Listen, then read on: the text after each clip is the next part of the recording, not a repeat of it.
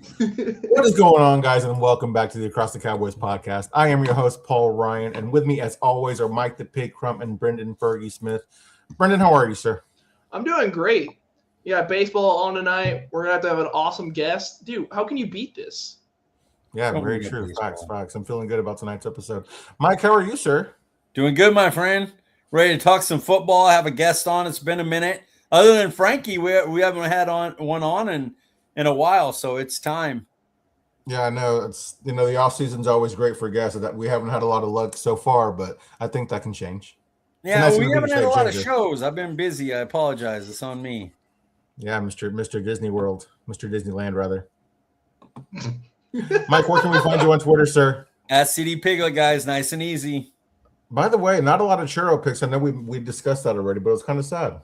There wasn't any festive new churros, so I had to get. It was a lot of coffees, but we don't want to get into that because I'll talk for 20 minutes, and our poor guests will be like, "What are we doing?" Brendan, where can we find you on Twitter, sir? You can find me at Brendan_Smith26. You can find me on Twitter at Paul_Ryan15. I'm especially excited for tonight's episode as it is our debut episode of our fan favorite series, Building the Cowboys. We have a very special guest tonight. Our guest tonight loves wings and football and is the best writer at Cowboys Wire, where Mike the Pig Crump also writes. Ladies and gentlemen, please welcome Ben Grimaldi to the show. Ben, how are you? That's a heck of an intro. I mean, you're right, but that's a heck of an intro. I always thought it was Reed anyway. So, I love Reed, man. I love reading his stuff. Reed's really good. Reed's awesome. His writing's awesome. He was a guest on the show. Ben, you've got some big shoes to fill. Let's see how it works out, buddy. Understood. How are you doing tonight, Ben? I'm doing well. We're 9-10 days out from the Cowboys ruining our dreams. Yeah, I'm great. I know, just 10 days away from seeing what the Cowboys do on draft night. We appreciate you joining us tonight, Ben. Absolutely. Thank you guys for the invite. Ben, where can we find you on Twitter, sir? I'm at Ben Talks Cowboys. I used to have, my name, but I got caught up in that whole link thing and picking the wrong link for somebody voting for somebody to win something. And oh, man. I lost all the followers, all that good stuff. So now I'm at Ben Talks Cowboys. That's good what you get deed, for helping man. people, right? No good Awful. deed. All right, Ben, let's get into it, sir. How long have you been evaluating players? I mean, as an amateur evaluator, obviously. Yeah. I've been doing this since I'm running on 20-something years, 21, 22 years.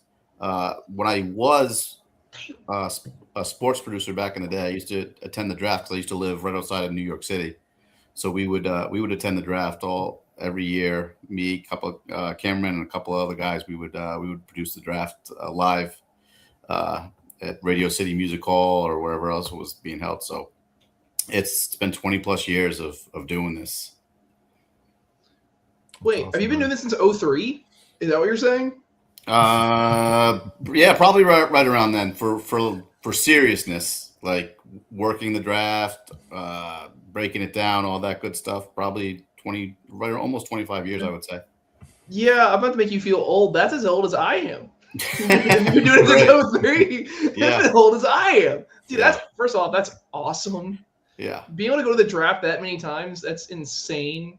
Yeah, I really want to go. It's a fun event. It's a real fun event for sure. Dude, that's awesome. Yeah. I gotta ask, are you more of a college football fan or an NFL fan? NFL. I like college. But I'm definitely more of an NFL Dallas Cowboys fan than college. If Mendoza wasn't available, who would be your first pick in this draft? Who's your top player? I mean, nobody's ever going to do this, but Jeremiah Love's the best player in the draft. You're not going to push me off that. Wow. I know positional value and all that good stuff with, running backs are not going to go number 1, 2, but he's the best pure player in the draft, and I don't see anybody who's ahead of him. I know there's some defensive players who are really, really good, but to me, Jeremiah Love is better than Saquon, better than Zeke, much better than Genti was last year. But I think Jeremiah Love's the best pure player in the draft. But obviously, he's not going to go 1. He's my 14th player. No, he's the best player. I'm not as high on Love. I love everything, man. He's so nasty. First episode, we already have a crazy hot take. That's awesome. But now we'll go off the sheet here. I want to ask you, when to you, how much do you value more, like when team building, positional value, or just building your team with the best players? So I do agree with what the Cowboys do. I'm best player available at a position of need. Mm-hmm. Now, if Jeremiah Love got to 12 in the Cowboys, I'd think long and hard about it. But with their run scheme, with Schottenheimer and Riley and Clayton Adams, they'll do fantastic work getting the running game going. I have no doubts about that. They don't really need a running back. But when you talk about what they really need in positional value, they need edge rushers, they need corners, they need safeties, they need linebackers. It's too much stuff on the board of need for them to take Jeremiah Love. I wouldn't be as mad as some other people would be if they took him, because like I said, I think he's the best player in the draft. But positional value matters when it comes to best player available. Like in 2020 when they took CeeDee Lamb. I mean, It wasn't a position of need, but he's also a money position. The wide receiver is a money position, and CeeDee Lamb, for what he was a phenomenal player, and he dropped right into their lap. So I understood why they took him. But I don't think Love or a running back falls in the same category for them at 12. Say every defensive player that you like, the defensive players that you're like, nope, you got to take him over Love. All of them are gone. Is Love your first offensive player you would take? Or is there a wide receiver or offensive lineman or somebody? No, I'm Love is my first offensive player I'd take. And I think Cowboys. Yeah. Right. And I mean, we were talking before we started the podcast. I know the offensive line has some issues. They're not exactly settled at the 2 tackle spots. But I think I would take Love over, any of the offensive linemen still if they were all on the board. I wouldn't take any of the receivers at 12 over Love either. Okay. Which first round prospect do you believe is the most landing spot dependent? Meaning like to have success, they have to land in the right spot. That's a good question. I really we talk about for the Cowboys to land. No, just anybody, any first round prospect in this year's draft class. I think Styles and the Giants makes a lot of sense, mainly because of how Harbaugh has seen the linebacker position since he was coach of the Ravens, and the way they ran through their defensive. The linebacker was such a big part of what they did on defense. I think Styles and the Giants makes a lot of sense. And I know Styles may be the best defensive player in the draft. I don't see him as that. I see a few other defensive players who are better than him, but some people certainly have the impression that he might be the best pure player on defense in the draft. But I think he fits the Giants perfectly with Harbaugh and what he wants to do on defense, because they don't have that right now. That's a major weakness for the Giants, is just like the Cowboys. The middle of that defense is going to struggle without a linebacker. I mean, I hope they draft somebody else. I hope maybe they go Love. There's been talk about them drafting Love, because that would still leave major holes on their defense. But I think Styles and the Giants under Harbaugh make a lot of sense. Agreed. Yeah, dude, he's the biggest freak. Yeah. Of this draft. Yeah. But if you watch the college football playoffs, he didn't have his best game against Miami, and that opened some eyes. That's fair. So, I mean, he played against elite level competition. It wasn't a competition thing, I don't think, for Styles, but it was a little bit of an eye opener seeing him kind of get beat a little bit and not bounce off tacklers the way he usually doesn't. He usually got there and made the plays. He didn't miss many tackles, but he did not have his best game against Miami, and that was a little bit of an eye opener for me, at least. I gotta ask this. I'll go first. I'll get to my question, but Mike and I have been going off for about like 2 or 3 months now about Caleb Downs. How high are you on Caleb Downs? Extremely high. He might be my top defender. I'm gonna say you can go back. I go back and forth on this because I like Bailey, I like Reese, and I like Downs. Those are my top 3 defenders. You could sway me either way, talking about any one of them being the top defender in the draft. I don't think we've seen the best of Reese. You can use him in a number of ways because of his athletic ability. I don't think we've seen his elite level of play yet because I think some people just haven't seen what he can do as a pure pass rusher or as an off-ball linebacker. I think he can do both. We know Bailey's a monster coming off the edge, but when you talk about the last 2-3 drafts, I don't think he'd be considered the top edge in the last 2-3 drafts. You know, you had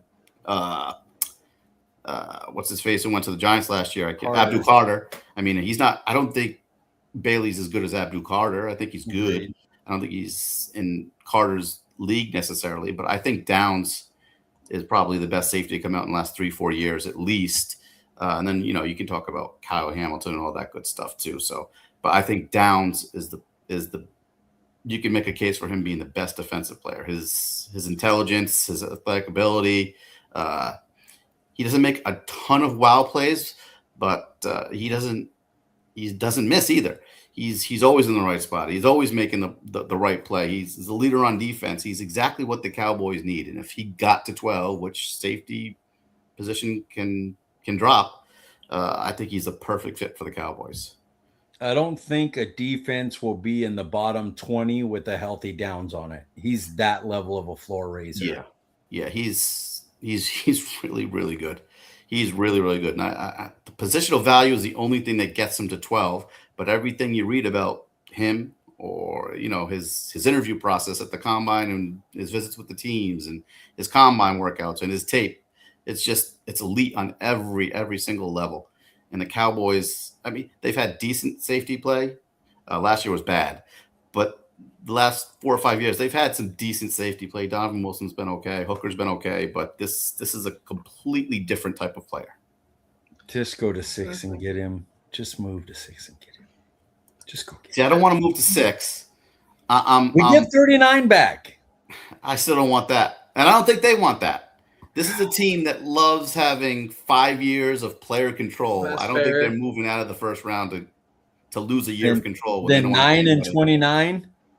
Yeah, I think that's the area. I think you have to get above Bengals too. So that would work. If he's there, I'm good to do it. Just go above the Bengals. I don't want to risk Bengals getting our guy. Yep. I think the Chiefs make the most sense it would make sense to do it at 6-2, but I don't think they would. Maybe they would, but I don't think they would do that. I think 9 makes the most sense. And I think that's if they're starting to get wiped out at players. If defensive guys are gone that they like, I think 9 is their fallback. But I think they could sit there in 12 and make the right decision of whoever's still standing on the board. And I think Downs really has a shot to be there. Hey, I'm all here for the Downs glaze here. So I just wanted to hear Ben, and Ben killed it with that, which was awesome. But if developed properly, which player in this class do you think could exceed expectations? I mean, it's hard to say because this guy's going to go in the top 3 or 4. But Arvell Reese, I mean, he hasn't even scratched the surface of where he is. He's one of the younger players in the draft. You don't really know what he is yet because he's not really a pure edge rusher, but he's a seek and destroy missile. He can, with his athletic ability, coming off the edge and run and chase. I think with a year or 2 of coaching him up, the right guy, Christian Parker, he seems to be the right guy. I think as much as you want to bash the Cowboys about for what they do in the offseason, I don't think anybody's going against Christian Parker being an absolute star. Yeah. I mean, the league says it. I mean, we're just a couple of schmucks here on a podcast, but the insiders in the league say it. It's hard to disagree with what all these players and coaches and executives are saying about Christian Parker. So if you get Reese to the Cowboys, and let's magically say, hey, they are talking about trading up to 3 or 4, and they got Reese with Christian Parker and what he can do and what he's done last 2 years in Philadelphia, and you may have a player that could be Micah Parsons-esque, and you get that guy who you just traded away for absolutely no reason last year. You don't have to be humble, dude. We're writers for Cowboys Wire. They're a couple schmucks on the podcast. Yeah. I'm going to school for it, dang it. Who's your most overhyped prospect, Ben? Who's your overhyped prospect that you're like, you guys are way too high on them? It's not going to matter to me, but I don't think Fernando Mendoza is all that special. To me, he's a good quarterback. Maybe he's, Brock Purdy-esque. He's a solid quarterback, a good quarterback. He's obviously going to go 1. He had a phenomenal year. I'm not going to be like Dan Orlovsky and knock his competition and say he's not that good. But, when you compare him to the other number 1 quarterbacks that were sure things in the last 10, 15 years, I don't see that in Mendoza. I mean, but he's going to go 1. He's a really good quarterback. He had a fantastic year. But to me, it seems to me like the Raiders are going to pick him, and in 3 or 4 years, they're going to be back picking in the top 5 again. He's a nice quarterback. I don't think he's a special quarterback. Spend a lot of money while he's on a rookie deal. Yeah. And maybe he doesn't mess it up, and you could do a Jalen Hurts type win the Super Bowl thing, or Sam Darnold. Darnold. Well, like I said, you build around him and help him like the 49ers do with Purdy. And the quarterback has a really good coach in Clint Kubiak now. And Kubiak did real well with the last few stops that he's been. So he could work with Mendoza, where Mendoza doesn't have to do everything. He can be part of the solution and part of building that offense with Mendoza, not necessarily around him being the centerpiece of it, because I think he's a complimentary bus driving good quarterback, but I don't think he's going to be near the top 10 of quarterbacks in the league. Very cool. Interesting take there. Which player is being slept on in this class? I like Chris Johnson a lot, the cornerback from San Diego State. He to me is Mike likes him too. And the good thing is, if you like him, like we kind of like him. We saw today there's some news that the Cowboys kind of like Chris Johnson as well.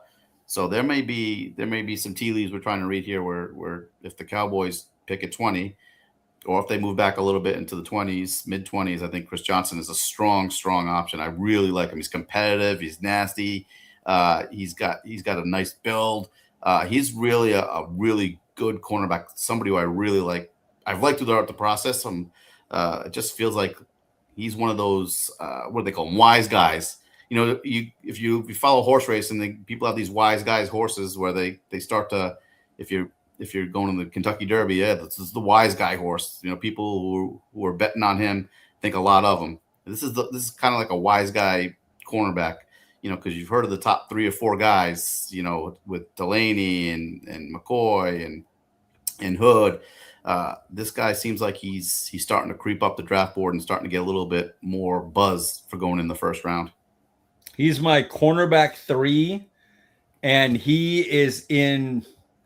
I wouldn't say if I was building a straight board that I would put him in the top 10, but he's in my top 10 players. Yeah. Like if I went ahead in the future 5 years, I believe he's going to be in the top 10 players of this draft. He might.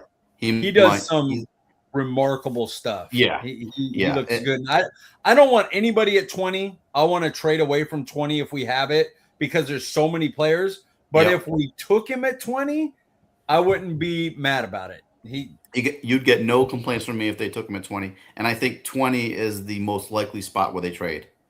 I think 12 is kind of, they may trade up or trade down, but I think at 20, I think there's virtually no shot they pick at 20 at all. You walk away with, let's just say Bain Jr. drops. Yep. And you get him at 12, and you get Chris Johnson at 20, and now you're looking at a linebacker at 92, I don't hate that at all. I'm not mad at that. And you know, I like Avion Terrell. I'm a big fan of his too, and I'm a huge fan of Pons from Indiana. I'm really high on him too. It's a really strong cornerback group, and luckily for the Cowboys because they need a little bit more help there. Which player do you think are NFL ready? Oh, there's a bunch. If you're talking about 10 to 15 to 16 or 17 first round grades that most people have, I think all of them are NFL ready. I mean, Mendoza's NFL ready, Reese, Bailey, Bain, Mesidor, the corner. I mean, McCoy's ready. I mean, is his knee ready? I have no idea. None of us really know, but he's ready. You know, all these, the top half of the first round guys, they're all ready to go. There's not going to be too many redshirt freshman type situations with anybody in that top half of the first round. I think Jordan Tyson's got a little work to do, and Mekhi Lemon, I'm a big fan of his. He's ready to go. Carnell Tate's ready to go. Downs, Styles, those guys are all ready to go. They say it's not a great draft, but I could see guys being 10-year starters in the top half of the first round of this draft and being really good players for a long time. Maybe it's the depth that people are talking about that they don't love, but I think the draft overall has been a little bit underrated. I think there are really good players you can get deep in the third round here. It's high ceiling guys that are lower on. They got a lot of starters though. A lot of starters. Yeah. How many first round graded guys do you have in this draft? What's your first round grades? Yeah, it's about 18. I got about 18 of the guys. I mean, I don't know if you'd say I'm easier on the drafting grade process or because I've seen people with 12 or 14. I'm probably 18 to 20 guys where I think, why would this guy not be a first round pick? Or why would you not instantly say, this guy's absolutely going to be really good in the league? So I got 18 to 20 guys, a solid 18. You could push me to 20 and 21. I'd say, I can see them being first round prospects. But, some of these things catch up with these guys. Like Mesidor's older. I still see him as a first round prospect, but, he's going to be underdrafted for his age and bouncing around and health issues and things like that. So I still think he's a first round player. I don't necessarily know if he's a first round grade for most people. He's right on the cusp for me. So, it's a flavor, I mean, I know people won't draft a guy who's 25 years old, but his production says he's really good. Agreed. All right, well, here we are with our mock draft starting at pick 12. Ben, who you got? I got Downs making it to him, and I'm hoping they stay there. They don't panic. And like I said, I think 9 is the spot where they say, okay, we're getting kind of nervous. And if there's a cornerback, if Delaney falls or if Downs is still there and they want to make the move, I'm okay with moving to 9 with the Chiefs. But I think if they stick at 12, I think they really got a good shot of getting Bain or Downs. And I think Downs is really going to be there. And I think Downs is going to be the choice at 12. And it's hard to knock the Cowboys for doing the Downs at pick 12. All right. Well, so normally I would ask a couple questions after this, but you got an A+, man. Great job. Or we could close the show up. I think we're good. Let's go ahead and skip on to pick 20 here whenever Ben's done sharing his thoughts.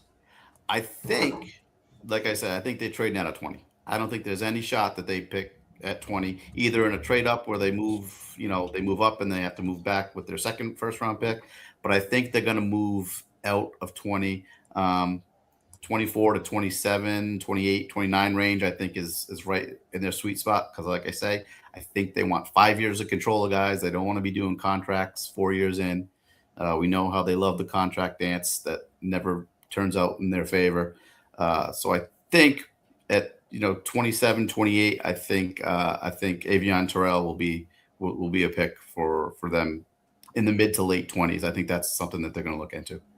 Are you this isn't on the show sheet, but are you worried about his injury? Because since he came up limping a little bit at the combine, and then his slow 40 time. Yeah, like the hamstring to me is a little bit of a concern, but his tape is really good. And we've got what do we got? It's April. We got 4.5 months till the season, 3.5 till training camp. I think he doesn't need to push himself in the next few months. I think probably some of the combine and pro day stuff where he had to push to get ready and to show that he could that he had speed to back up his tape and prove some skeptics wrong and didn't work out for him. But there's time speed, there's game speed. He plays plenty fast enough on tape. I think Terrell's a really, really strong player too. He's my cornerback 4. And I think that 5, I'm sorry.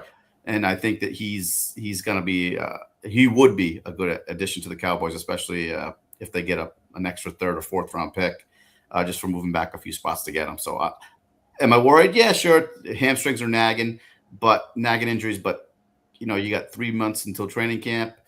He can still go through some of the off-season training program with getting the knowledge of the system for Christian Parker. 3 months, 3.5 months to training camp. I'm fine with him. I'm not worried about the hamstring at all.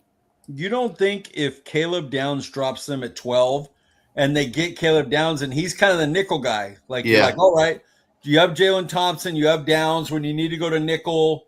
Downs goes down in the nickel. You have Hooker or PJ Locke can come in. Yeah. Do you think Terrell and PJ Downs are kind of, a repeater pick?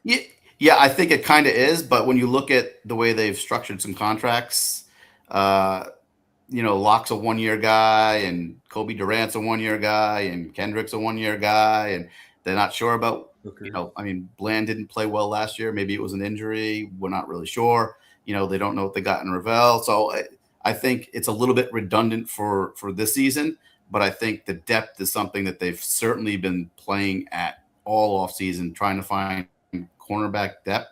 I think when you find a player who can play and you can plug him in and play if you needed to, but you could also give Terrell some time to sit and learn and play.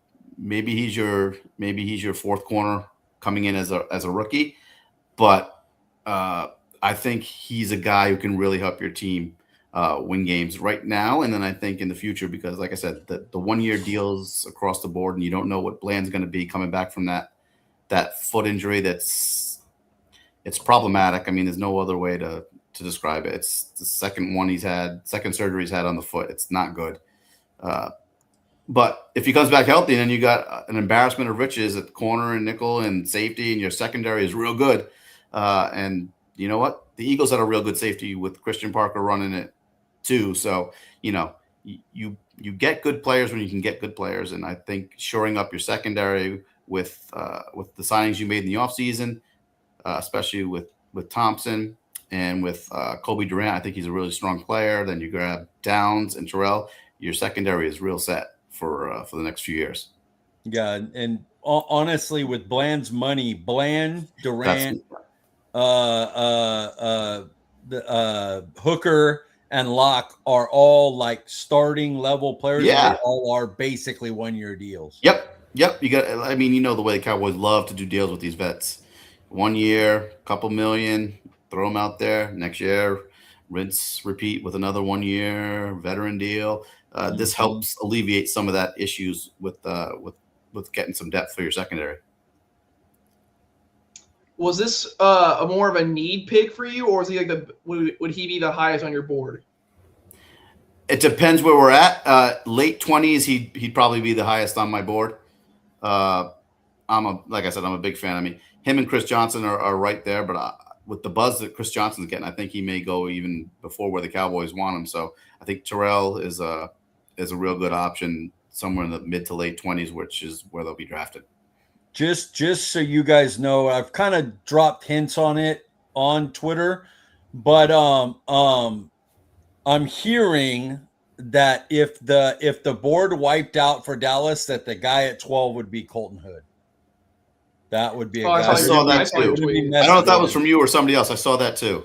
Yeah. That's. Other people might have that too. Yeah. But yeah, Hood is the guy that I heard was like that they like him enough to take him at 12.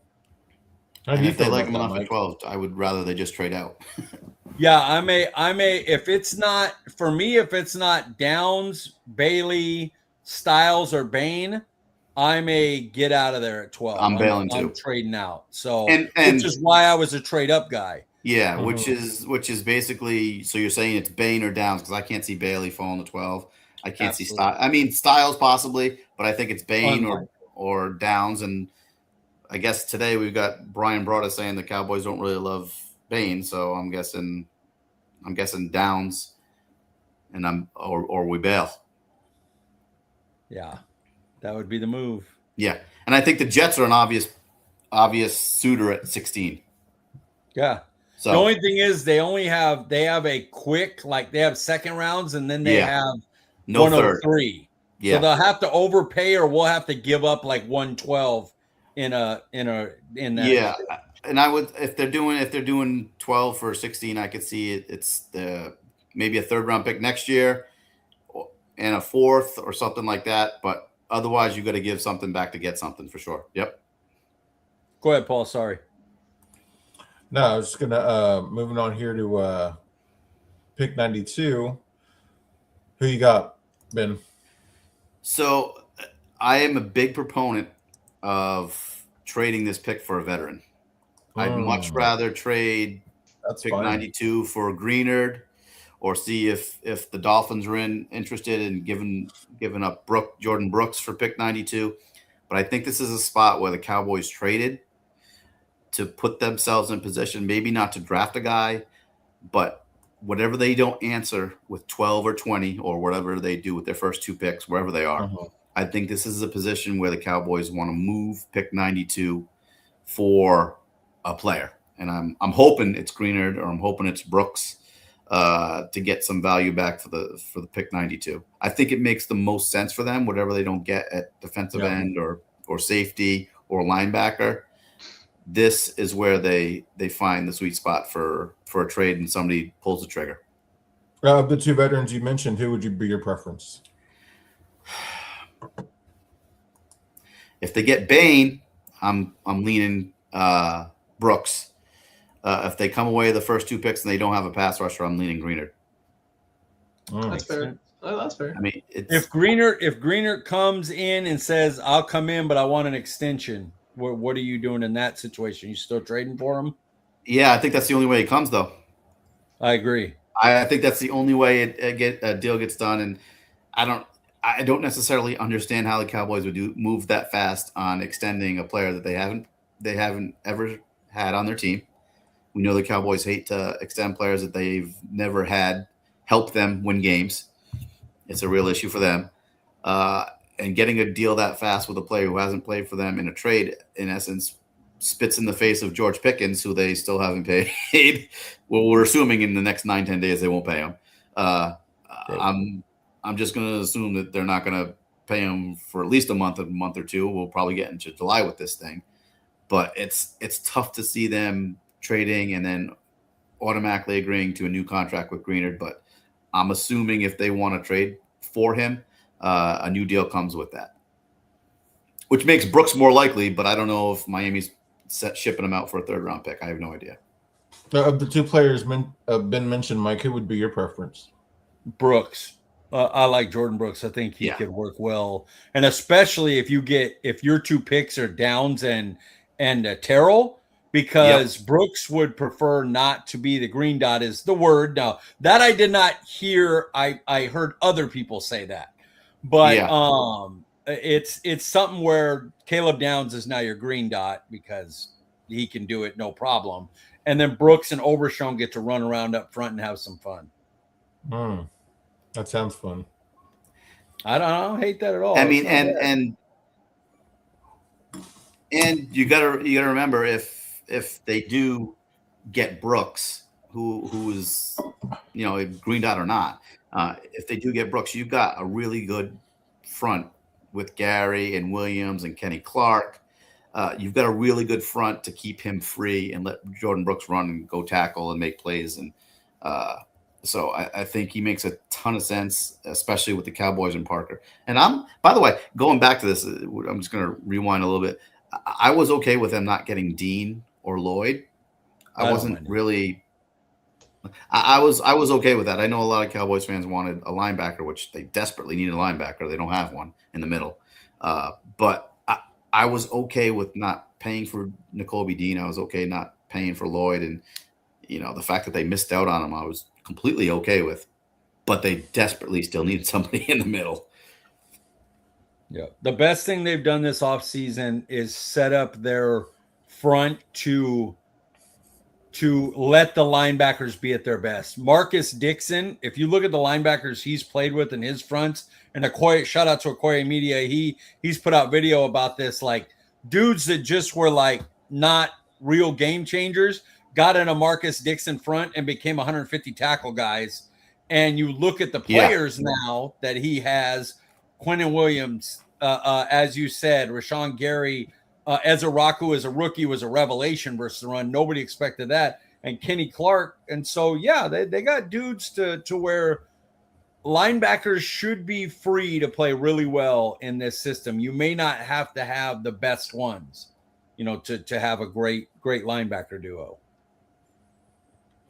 Yeah. Yeah. And I mean, and if you stick and pick at 92 and you don't have a linebacker, I know this is going to be a little bit of a reach, but I kind of like the kid from Pittsburgh, Kyle Lewis. To me, I know his size is an issue, but I like the player. He's a guy who made plays in college. He flies around. His body may not have the the size to do what they want, or maybe it does. I don't know. Parker's got had some success with smaller guys at linebacker. I don't know if he fits what they want to do, but I like Kyle Lewis too. If he's there at 92, maybe it's a little bit of a reach, but I like Kyle Lewis. I think he's a solid linebacker and who could play a safety / linebacker hybrid if they don't get downs, and if they don't grab any other safety with the first 2 picks. Let's say they get shut out of the board or they go 2 different directions. I think a hybrid Kyle Lewis might work for them. I mean, there was some talk about them liking Shaq Thompson this offseason, and he's a little bit of a hybrid. So, I mean, I don't know how they feel about him. I'm going to assume, like most teams, they feel he's too small to play a traditional linebacker role. But I like Kyle Lewis. Go ahead, Paul. No, I was going to say, you mentioned the size, Ben. Would you say that he is a Cowboys type, or because of his size, he's not? I think he's a little too small. He's too small for them. Agreed. But go ahead, Mike. No, please go ahead, Ben. Yeah. But I don't know. We don't know what Christian Parker run defense, not run defense, a lead defense is going to really look like. We know what he's done to help Vic Fangio and things like that, but we don't know what his defense is truly going to look like. Maybe he fits the mold of what Parker wants, and he sees a role or a style that Kyle Lewis fits. I don't know. I'm going to assume that he's not exactly what the Cowboys look for in a traditional sense, but who knows? I don't know. They brought in Pounds. That never in a billion years would that guy get a 30 visit before Christian Parker ever. Yep. And I'm hoping they take that seriously because I'm like I said, I'm a big fan of his too. Mike, what are your thoughts on this grade, on this draft? Okay, so we're gonna say, ironically, imagine if he did the pick and you had Pons, Terrell, and Lewis. You basically got 3 guys that play the same spot. So if you want multiplicity, Christian Parker would be able to have some fun out there with those 3 because nobody would know who's going where because they could all do all kinds of different stuff with those 3. I would say with if we got Downs, I'm already, I'm an A+ on that. Yeah. I think pairing him with a DB is fine. I don't know if Terrell would be the one just because they both kind of do that same thing. Mm-hmm. So maybe they'd go Hood or a Chris Johnson. Now, that said, that's a talk for a 2026. If we're talking, this is talking draft, we're talking 5 years, Yeah. I love Terrell. He's my cornerback 4. I think he'd be great. I pay no attention to a 4.65 because None. he doesn't play at a 4.65. Not at all. I would have Nope. told you he runs under 4.5 watching him play. I'd have never guessed the 4.6. And so I love the player. The only 2 things about it would be this season. Is the hamstring going to be an issue all year, and the fit with who we have signed compared to who we drafted and everything. Yeah. And then I'm with them on, I'm good with 93. If you're drafting, great. If you trade him for Jordan Brooks, great. Now you've made your linebacker core. You have a killer duo if they're healthy and playing in that front. Yeah. Awesome. So let's go. God, I want to be nice because it's the first one. I don't want to go too you can't high. be nice. You got to be Mike. Well, my thing is automatically I'm like, if you get me downs, I can give a shit less about your 2 other picks. So I just want to give them an A+ anyway. However you get me downs, I'm happy. I'll go A- just to leave room for other people in there. But if you don't get a downs, you're not getting better than an A-. Now, I'll tell you that right now for whoever comes on. If you don't get a downs, you're not beating Ben's grade, period. Well, I also think the linebacker thing is interesting to me because I like Jacob Rodriguez. I don't like CJ Allen as much. I'm not saying I like one or the other more, but I don't want either one of those guys at 20. Oh, me neither. I mean, those are trade back late first round, early second rounds if you've traded out. I'm okay with that. Jacob Rodriguez, to me, I prefer him over CJ Allen. That's just a preference thing to me. I know plenty of people who probably have it flipped the other way. But somehow, some way, you have to come out of the first 3 rounds with a linebacker. You have to. Yeah. I mean, because I don't think they're signing Bobby Wagner. I don't think they're signing Okereke. I don't know what else you're going to do if you don't come out of here with a linebacker in the first 2 rounds, either trading for one or drafting one. And I don't want to draft one at 20 through 25, 26-ish. Late first round, early second, I'm okay with them getting a linebacker and picking up picks because otherwise it feels like a reach to me. So if we do the 639, say we do the 639 scenario, I think that is the scenario they go with Downs. And Rodriguez? Then at 39, a Rodriguez and Allen, a Hill even because they like Hill. Yep. Any of those 3 types, plug and play, put them in there, and you're ready to roll. Completely on board. I think a 6 and 39 that's the outcome that's most logical. And that's the conclusion I think most sane people are going to come to, that it's going to be Downs or Styles at 6, and then it's going to be one of the linebackers that they like with an extra pick somewhere, and they're going to have Rodriguez, Hill, or Allen. I mean, I don't know what they do if all 3 are on the board. I really have no idea. I prefer Rodriguez 1, Allen 2, Hill 3, but I don't know what they're thinking. I think that's the same way they have it. They like all 3. Yeah. It's not like their third one is like, we don't want him. Yeah. But if they're all on the board, they'd go Rodriguez, then Allen, then Hill. Yeah. Yeah. It helps that the linebacker coach was just at Georgia too, right? The guy that came over, I forget his name, but I am not trying to say that name. No, exactly. Yeah. I forget means I don't want to say it. Ben, how realistic is this draft for the Cowboys? With the cornerback, with Downs and then a cornerback in the first round to start, I think it's realistic. It's no shock that Downs started the process as he might be the best pure player in the draft. He's unbelievable. He lined up everywhere for Ohio State. He never made mistakes. Blah blah blah. And then you start hearing about positional value. What, he's a safety, and we've seen safeties fall. And now the talk is he may not be in the top 5 or top 6 or 7. And now the Cowboys have a chance of him at 12. So somewhere in between here, when we started the process right before the combine to right now in the last month and a half, Downs has gone from being one of the best football players in the draft to being, hey, he could be had outside the top 12. I think that's the tea leaves where everybody's saying the positional value matters more than it probably should for a player of Downs' quality. And I think it's extremely realistic that he gets to 12. Which is part of the reason I don't want to trade up, but I understand the want to to make sure you get your guy at Styles, Downs, Bain, whoever it is. I understand wanting to move up, but I think they can get him at 12, and I think pick 20 is where they bounce out, and they get a cornerback later in the first round. I think it's very realistic. Agreed. All right. Well, he just answered my question, so I guess it goes to you, Mike. Because we're talking the question was, I've already presumed just from hearing you talk over this podcast that you would like to trade back more than you would like to trade up. Yeah, for sure. Sure. Okay, so I could gather that. Yeah, but I'm okay with it as if you think Downs is your guy and you're worried about 9 and 10 being the spot where somebody grabs him before you get a chance to, I'm okay with 9. I don't want to move up to 6. I don't want to move up to 5, 4, 3. I don't want any of that. I'm starting at 9. I'm okay with the jump up, and 9 and 29 to me is much better than 6 and 39 or 34, whatever it is. I'll have a trade scenarios article done tonight. It should be out by Wednesday, so then you guys could look through and pick which one you like best. Yeah, well, we'll see. We'll take a look.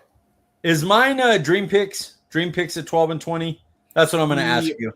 Dream Picks at 12 and 20.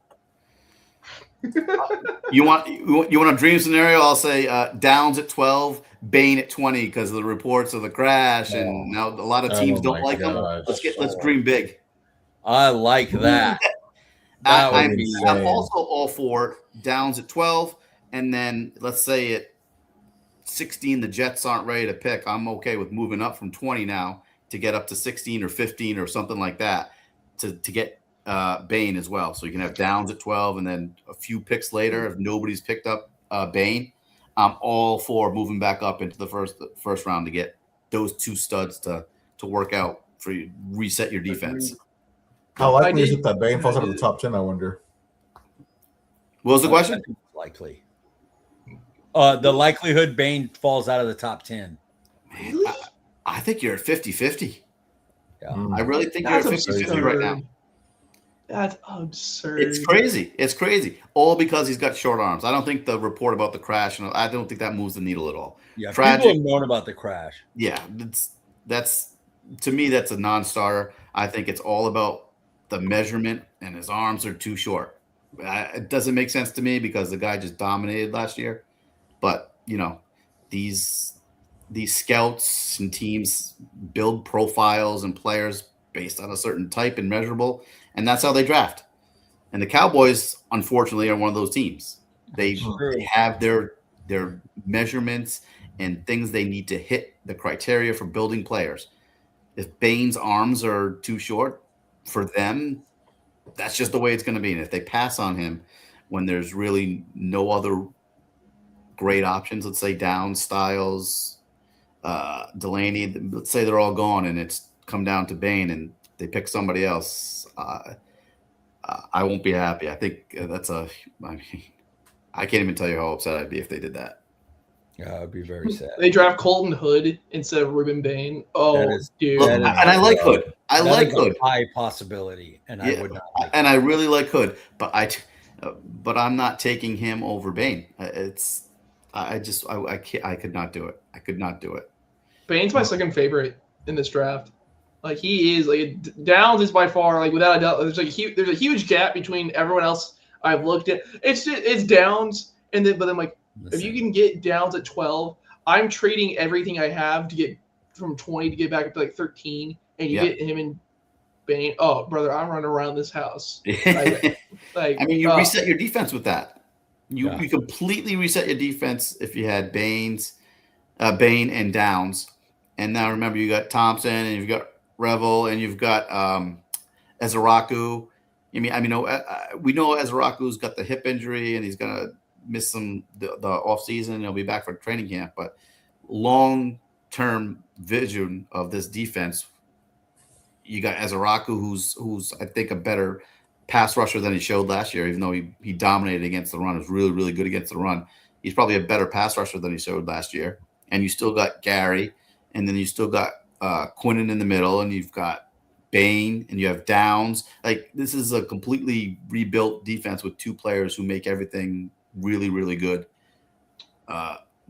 It's a reset. It's a complete reset in one off season if you could get it done somehow, some way. That's the dream scenario for me. That would be exciting for sure.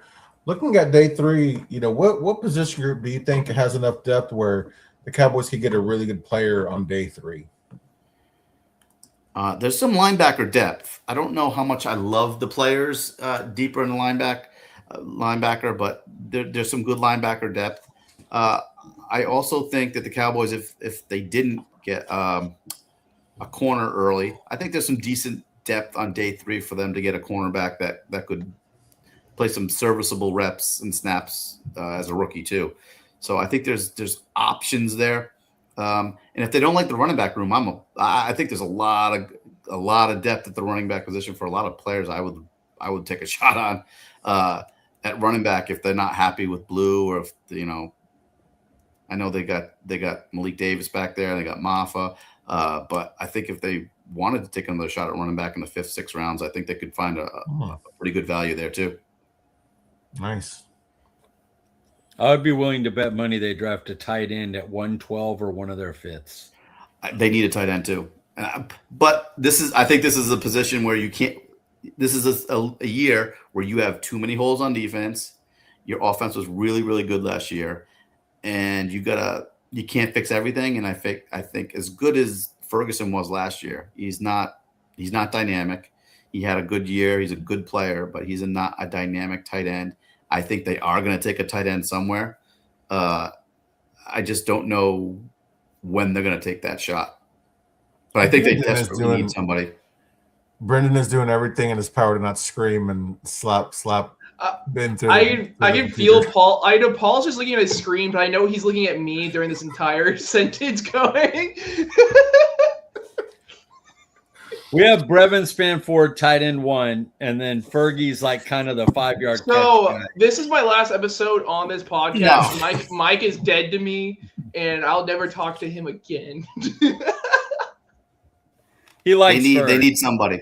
They need somebody. If he can stay healthy, which is the biggest thing, that man Ferg cannot stay healthy, and with these tackles, they did a lot better. Shardy did a lot better last year compared to what effing McCarthy did in 2024. I don't even want to talk about that, how badly Ferg was used.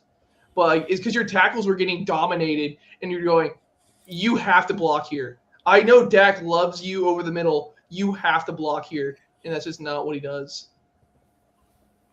No, but I think I'm not gonna call Spanford tight end 1. And I think Ferguson, and I'm a bigger fan of Ferguson than probably most people, but I still think they need to find a way to find some real athleticism at the position because I really don't have any. Agreed. As we're talking bad about Luke Schoonmaker, how dare we? Who are we as fans? I'm a Michigan fan too, and it just that pick shocked me when they made it, and they've made everybody look really smart who questioned the pick because it just didn't make sense at the time. It still doesn't make sense.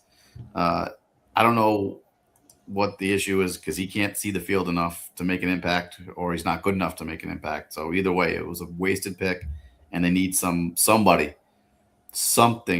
athleticism to get a tight end because they have a solid player in Ferguson, but he's just not good enough in today's NFL. But they do. But this is also a position where they love to take a shot on undrafted free agents, and the undrafted free agents tend to stick at tight end for this team. And then they get hurt, and then you're back to square one going with who you drafted. But they tend to hit on undrafted free agents at tight end. I was like, see, this is when you have a good guess because he answered my question on what his perfect. No, that's good. You keep going on and on. And that's awesome. That's what we want. You're going in depth, which is perfect. But talking about if you could pick one player for the Cowboys to draft and all that. The one player I want him to draft? Yeah. It's Downs. I mean, Parker needs his guy. As much as they need pass rushing help, and as much as they need somebody in the middle to run the defense, I think Caleb Downs is the best fit for what they need, and I think he's one of the best defensive players, period, in the draft. He's what they need. He'll help them immensely. as a rookie and going forward. So it's Downs to me is the best fit for the team, and he's probably the best player coming wherever they draft. Whatever they draft him, if they trade up, if they trade back, if they sit at 12, and they got Downs, I think it's the perfect fit. I think that's how we end it, guys. No, one more. Ben, use one word to describe this draft class. It was your question too, Mike. Nobody wants to ask how we ended on Downs. I think it's underrated. I think it's underrated. I think there's there may not be top end. Like, I know next year is supposed to be the incredible draft of all drafts the last 5, 6, 7 years. But I think this draft is stronger than most people think. I think there's capable starters you can get in the 3rd, 4th rounds. I think there's a lot of depth to it. It may not have the star quality, but I think there's starter quality that you can get in this draft. And I think that's a big reason the Cowboys traded to get back in on day 2, because they wanted to make sure that they could find some answers, either trading with that pick or actually making that pick. I think there's quality you can find in the 3rd and 4th round where you can get some guys who will be playing meaningful snaps for you. Agreed. Awesome, man. Well, Ben, thank you so much for sharing your time. And before we get you out of here, let people know what kind of content they can expect from you and where they can find it.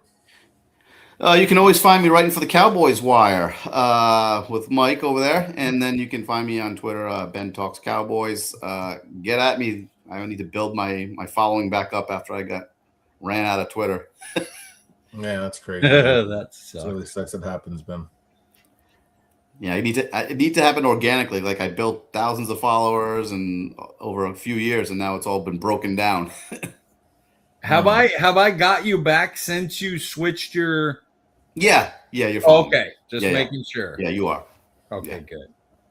I was about Brendan, to. where can we find you on Twitter, sir? That's Brendan. Oh, your name's Was it Brendan? Whoa! I thought I was last. I was 3rd question guy. Go ahead, Brendan. Sorry. You can find me at Brendan_Smith26. We're so professional here. I love it. Mike, You can find me at Cowboys Wire. Guys, I'm Paul Ryan. You can find me on Twitter at Paul_Ryan15.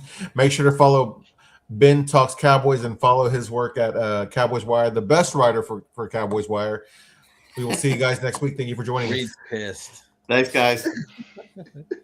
Thanks, Ben.